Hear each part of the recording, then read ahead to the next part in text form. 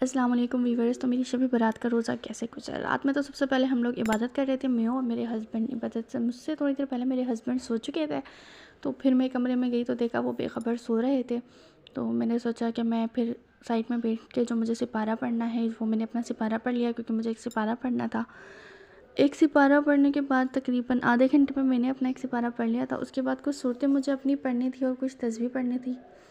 वो पढ़ने के बाद मैंने ये आराम से रखा और अपना तकिए जो मेरे थे वो मैंने उसको सेट किया। जो मेरी साइड की चादर वगैरह ख़राब हो गई थी मैंने ठीक करी और कमरे की लाइट बंद करके मैं चली किचन में।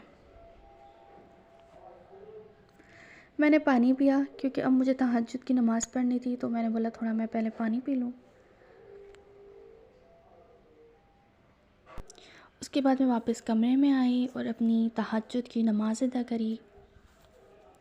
नमाज़ अदा करने के बाद मैंने अपनी जा नमाज़ रखी, उठाकर लाइट बंद करी, कमरे का दरवाज़ा आहिस्ता से बंद करा और गई फिर मैं किचन की तरफ। मुझे सहरी सिर्फ़ अपने लिए ही बनानी थी, क्योंकि रोज़ा सिर्फ़ मैंने ही रखना था, घर में और कोई तो है नहीं। तो मैंने सबसे पहले आटा गूँध लिया, पर आटा गूँधने के बाद ना पता नहीं क्यों मेरा रोटी खाने का और पराठा खाने का बिल्कुल दिल नहीं चाह रहा था। फिर भी मेरी कोशिश थी कि मैं रोटी खाऊँ, क्योंकि रोज़े में रोटी खाने की ज़्यादा बेहतर होता है। लेकिन रोटी बनाकर भी ना मेरा दिल ही नहीं करा रोटी बनाने का। तो फिर उसके बाद मैंने चावल ही बनाए। मैंने सोचा आज तक मैं आप लोगों के साथ इतनी सारी चीज़ें शेयर करी थी, कभी अपनी डेली रूटीन शेयर नहीं करी, तो क्यों ना आज की मैं अपनी डेली रूटीन आप लोगों के साथ शेयर करूं। रमज़ानों में भी इंशाल्लाह मैं लेकर आऊँगी अपनी डेली रूटीन आप लोगों के लिए कि रमज़ान मेरे कैसे गुजरते हैं। तो आटा गूँधने के बाद मैंने उसको एक छोटे से डब्बे में करके रख दिया था। उसके बाद मैंने एक रोटी बना ली थी, पर रोटी बनाते हुए भी ना मेरा दिल ही नहीं कर रहा था रोटी खाने का ना। मैंने बोला क्या करूँ। अब रात में जो है मेरे जो पापा हैं, यानी कि मेरे पापा से मुराद जो मेरे फादर इन लॉ हैं, वो मेरे लिए जो है ना सालन वगैरह बाहर से लेकर आए थे कि मैं वो खा के रोज़ा रखूँ। वो बड़ा ख्याल रखते हैं मेरा। तो लेकिन मेरा दिल ही नहीं कर रहा था रोटी, तो फिर मैंने ना सोचा कि मैं चावल ही बना लेती हूँ। रोटी बनाकर मैंने बस रख दी थी कि मैं चावल बना लेती हूँ।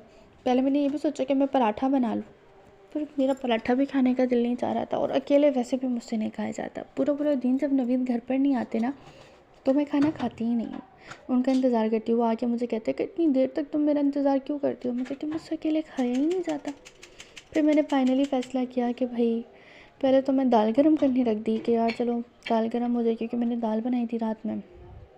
दाल गरम होने लगी थी, मैंने सोचा चलो अभी काफ़ी टाइम भी है तो मैं चावल ही बना लेती हूँ। तो फिर फाइनली मैंने फ़ैसला कर लिया चावल बनाने का। ये सालन है जो मेरे पापा मेरे लिए लाए थे रात में, ये भी रखा हुआ था। तो फिर मैंने चूल्हा जलाया। मैंने कहा चलो सालन भी है दाल भी है, तो ये मिली हुई सब मिक्स सब्ज़ी का सालन है, बट हम जो घर में बनाते हैं ना वो मेरे ख्याल में बहुत ज़्यादा बेहतर होता है बाहर की चीज़ों से। पर उनको ये था कि मैं दाल खा के रोज़ा ना रखूं, मैं कुछ और खाऊं। तो वो मेरे लिए लेने गए थे कौरमा, उनको वो नहीं मिला। तो फिर उन्होंने कलेजी ढूंढी, उनको वो भी नहीं मिली, तो वो फिर मेरे लिए सालन लेकर आए। फिर कहने लगे कि रोज़ा तुम इससे रख लो, फिर कल दिन में मैं तुम्हारे लिए कलेजी लेकर आऊँगा। तो मैंने कहा ठीक है। फिर मैंने चावल बनाए। चावल बनाने के बाद मैंने अपनी सेहरी करी। सेहरी में मेरी ये दाल भी लिया था और थोड़ा सालन भी लिया था।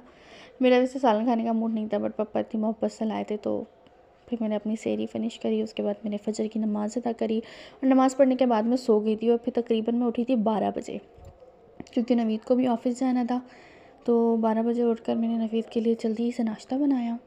मैंने कहा अब मैंने बोला मैं नाश्ता बनाने लगी, पापा भी उठे हुए थे, तो मैंने कहा चलो मैं पहले उनके लिए रोटी बना दूँ। पर मैं रोटी बना ही रही थी ना, तो उस वक्त पापा बाहर चले गए थे किसी काम से। पापा रोटी खाते बहुत कम खाते हैं पराठा।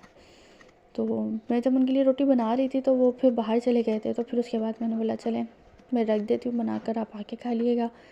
फिर मैं नवीद के लिए पराठा बनाने लगी। अभी मैं सादा वाला पराठा बनाने लगी हूँ तो वो मुझसे खड़े होकर लड़ लें कि नहीं मुझे चौकोर वाला पराठा चाहिए, 4 कोनों वाला पराठा चाहिए। अब मैं उनसे कह रही हूँ अच्छा मैं इसके बाद बना दूँगी, तो बोले नहीं तुमने ये क्यों नहीं बनाया मेरे लिए 4 कोनों वाला। वैसे तो पहले मुझे कह रहे वो कि तुम्हारा रोज़ा है तुम नाश्ता नहीं बनाओ। और जब मैं नाश्ता मैंने बोला नहीं मैं बना लूँगी, कोई रोज़ा रख के एहसान नहीं किया, काम तो करना ही है। तो फिर उसके बाद कह रहे ऐसा नहीं बेचा, कहीं तो बोले काम नहीं करो और कहीं बोल रहे कि ऐसा नहीं बेचा करो। तो खैर फिर मैंने ये पराठा बनाने के बाद उनके लिए वो चकोर वाला पराठा बनाया। जो 4 कोनों वाला पराठा होता है, अंदर घी लगा कर बनाते हैं, वो जो है मैं बनाती हूँ अक्सर। बस आज मेरा मूड नहीं था। मैं पराठा बनाते हुए एक बात मुझे याद हो गई। जो मेरे पापा थे, अल्लाह उनको जन्नत नसीब करे, वो कहते थे कि जो है ना, अब वो बताते थे कि वो अपनी अम्मी से, जो उनकी अम्मी थी यानी मेरी दादी, वो उनसे लड़ते थे कि भाई मुझे 4 कोनों वाला पराठा चाहिए। तो वो अक्सर 3 कोनों वाला बना देती थी। तो कहते थे इसके अंदर 1 कोना कम है, मैं ये पराठा नहीं खाऊंगा, मुझे 4 कोनों वाले ही पराठा चाहिए। और इसी तरह पापा हमसे भी लड़ा करते थे। अगर हम कभी गोल पराठा बना देना, कहते थे ये नहीं, मुझे तो 4 कोनों वाला पराठा खाना है। तो आज नवीद की यही हरकत मुझे पापा की याद दिला रही थी। फिर मेरे पापा आ चुके थे, यानी कि मेरे फादर इन लॉ आ चुके थे। वो मेरे लिए कलेजी और कुछ हरा मसाला वगैरह लेकर आए थे, जो उनको पता था कि घर में सामान का है। फिर इन लोगों को नाश्ता देने के बाद मैंने फटाफट बर्तन धोए अपने। मैंने कहा हाथ के हाथ काम भी सिमटता रहे ना। किचन में बर्तन पड़े हो ना, मुझसे रहा नहीं जाता, पता नहीं क्यों। मैं बर्तन धोए बगैर नहीं रह सकती। मैं कहती हूँ बस मेरा किचन सिमटा हुआ हो, साफ़ सुथरा हो। तो मैंने बोला चले मैं जल्दी से बर्तन भी धो लेती हूँ।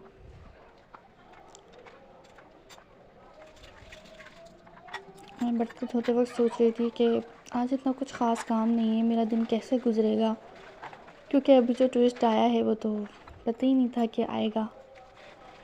अब बर्तन धो रही थी। मैंने बर्तन धोने के बाद ये सारी चीज़ें समेटी, साफ़ किया, इस जगह का हिस्सा मैंने साफ़ किया। उसके बाद मेरे पापा आ गए थे, ये मेरे फादर इन लॉ। मैंने इनको चाय दी, इनको चाय पीनी थी, मैंने इनको चाय दी। तो पूछने लगे मुझसे क्या वीडियो बना रही हूँ। मैंने कहा जी मैं वीडियो बना रही हूँ।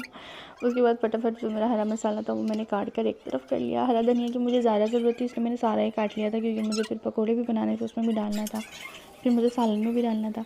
फिर फ़ौरन मैंने टमाटर भी काट लिए। इसके बाद मैंने जल्दी से प्याज भी काट लिया। मैं जिस वक्त टमाटर काट रही थी ना, उस वक्त लाइट चली गई, जिससे मेरी वीडियो कट हो गई। फिर मैंने उसके बाद मोबाइल की टॉर्च ऑन करी।